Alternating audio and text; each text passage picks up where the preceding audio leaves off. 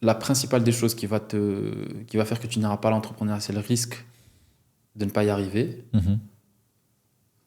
Or, la seule chose qui peut se passer si ça fonctionne pas, c'est que l'entreprise foire.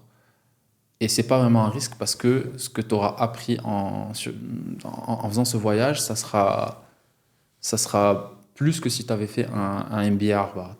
Le driver de ce qui permet de créer une boîte qui compte quand tu as un problème qui est aigu et que tu arrives à le résoudre avec un service qui fonctionne très bien, c'est ce qui te permet de faire la différence.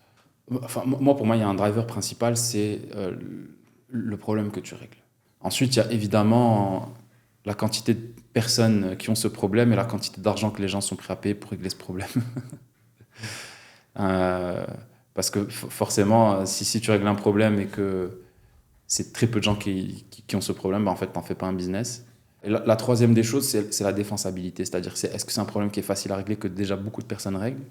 Et donc, le seul conseil que je donnerais, c'est ne focus pas sur qu'est-ce qui peut se passer de mal, parce que le pire des cas est un très bon cas.